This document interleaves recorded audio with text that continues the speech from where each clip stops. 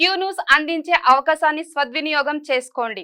సమస్య ఎక్కడున్నా నేనున్నానంటూ ధైర్యంగా ప్రశ్నిస్తూ రాజకీయాల పట్ల అవగాహన కలిగిన అనుభవం గల రంగారెడ్డి హైదరాబాద్ రిపోర్టర్లు కావాలను.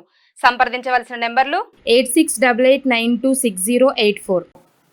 తెలంగాణ రాష్ట్రంలో స్పోర్ట్స్ యూనివర్సిటీ, స్కిల్స్ యూనివర్సిటీ తర్వాత స్పోర్ట్స్ యూనివర్సిటీని ఏర్పాటు చేయాలని తెలంగాణ రాష్ట్ర ప్రభుత్వం గుజ్జు చెప్పింది. క్రీడారంగానికి ఓ రకంగా భారతదేశ క్రీడారంగం పరిస్థితి మనందరికీ తెలిసిందే.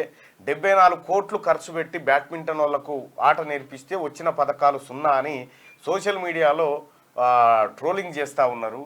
అసలు చాలా క్రీడారంగాల్లో భారతదేశం వెనుకబడిపోయింది. 140 కోట్ల పైచిలుకున్న భారతీయుల్లో ఒలింపిక్ క్రీడాకారులు దొరకకపోవడం శోచనీయం అని చెప్పి చాలాసార్లు చర్చకు వస్తూ ఉంది. మొన్న జరిగినటువంటి ఒలింపిక్స్ గేమ్స్లో కేవలం 6 పథకాలు, ఒక్క గోల్డ్ కూడా లేదు, 6 పథకాలతోని వెనుదిరగాల్సినటువంటి పరిస్థితి వచ్చింది. ఎందుకు ఈ దేశానికి అది దాపురించింది అనేది చూస్తే క్రీడారంగం పూర్తిగా నిర్లక్ష్యానికి గురైపోయింది. మన క్రీడారంగం బడ్జెట్ 2300 కోట్లు ఉంటుంది దేశ బడ్జెట్. ఇక అక్కడ చైనా బడ్జెట్ 3 లక్షల కోట్లు ఉంటుంది, అమెరికా 5 లక్షల కోట్లు ఉంటుంది బడ్జెట్ క్రీడారంగానికి. మన తాన ఏముండదు. ఇంకా నార్వే దేశంలో ఇప్పుడు మన తాన కాంస్య పథకం తీసుకొస్తే 4 కోట్లు 5 కోట్లు ఎక్కుతురుగా, నార్వేలా అలా ఎదుర్కొన్నోళ్ళు ఏడాడాలి, రూపాయి కూడా ఇయ్యరాడ. అంటే క్రీడారంగం పట్ల ఆ దేశ ప్రభుత్వాలు ఏమేం చేయాలనో అవి చేస్తూ ఉంటాయి. ఇక్కడనేమో సొంతంగా వాళ్ళ ప్రతిభతోని బయటికి రావాల్సిందే తప్ప ప్రభుత్వాలు తయారు చేసిన క్రీడాకారులు చాలా తక్కువ ఉంటారు. ప్రభుత్వాలు తయారు చేసిన క్రీడాకారులు కేవలం ఇదే బ్యాంకులో ముంచిపోయే కళ, ఇటువంటి కళలు క్రీడారంగంలో మనవులు చూపిస్తూ ఉంటారు. కాబట్టి క్రీడా రంగానికి అత్యధిక ప్రాధాన్యతనివ్వాలి. ఫ్యూచర్ ఒలింపిక్స్ గేమ్స్కి హైదరాబాద్ సిటీ ఒక మోడల్గా మార్చాలి అనేటువంటి ఉద్దేశంతో తెలంగాణ రాష్ట్ర ప్రభుత్వం స్పోర్ట్స్ యూనివర్సిటీని తీసుకురాబోతా ఉంది. అలాగే ప్రతి ఎంపీ నియోజకవర్గ పరిధిలో ఒక స్పోర్ట్స్ స్కూల్ని తీసుకురావాలని చెప్తా ఉంది. తద్వారా క్రీడారంగాన్ని గట్టి బలోపేతం చేయాలనేటువంటి సంకల్పంతో తెలంగాణ రాష్ట్ర ప్రభుత్వం ఈ నిర్ణయం తీసుకుంది. సో వాస్తవానికి కూడా 50 సంవత్సరాలైంది మన ఫుట్బాల్ టీము ఒలింపిక్ క్వాలిఫై కాక. 50 ఏళ్ళైంది.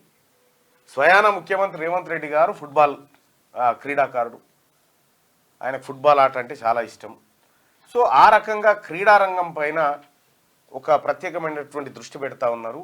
అయితే గ్రామీణ స్థాయి నుంచి అంటే పాఠశాల స్థాయి నుంచే, ఇప్పుడు ప్రాథమిక పాఠశాలలో అసలు పీఈటీలు ఉండరు. ఇక ప్రాథమిక పాఠశాల చిన్న 1, 5వ తరగతి అక్కడ ఆ స్థాయి నుంచి కూడా అవసరం ఉంటుంది పీఈటీలు.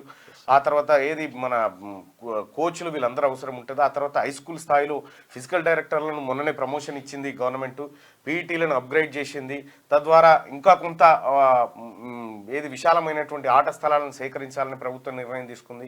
అట్లా క్రీడాకారులను తయారు చేసి ఆ తర్వాత మండల స్థాయి, ఆ తర్వాత జిల్లా స్థాయి, ఆ తర్వాత రాష్ట్ర స్థాయి, ఇట్లా రాష్ట్ర స్థాయిలో ఇప్పుడు గ్రామీణ ప్రాంతాల్లో ఉండేటువంటి మెరికల్ లాంటి క్రీడాకారులు ఎవరైతే ఉన్నారో వాళ్ళని స్పోర్ట్స్ యూనివర్సిటీలో వాళ్ళకు అవకాశం కల్పించి అక్కడ మంచి తర్ఫీదునిచ్చి ఇంటర్నేషనల్ ప్రమాణాలతోటి వాళ్ళకి శిక్షణలు అందించి తద్వారా ఒలింపిక్ గేమ్స్కి తయారు చేయాలనేది రాష్ట్ర ప్రభుత్వ లక్ష్యం. సో ఆ రకంగా ఇటు క్రీడారంగం వైపు యువతను మళ్లించడం కోసం, అలాగే ఔత్సాహికులను అటువైపు తీసుకురావడం కోసం తెలంగాణ రాష్ట్ర ప్రభుత్వం చేస్తున్నటువంటి ప్రయత్నానికి ముఖ్యమంత్రి గారికి ధన్యవాదాలు తెలియజేస్తున్నాను. ఎందుకంటే స్వయాన నేను బీపీడీ స్టూడెంట్ను, నేను కూడా బ్యాచిలర్ ఆఫ్ ఫిజికల్ ఎడ్యుకేషన్ చేసిన. సో ఈ క్రీడారంగం పైన గతంలో చాలాసార్లు మనం మాట్లాడుకున్నాం.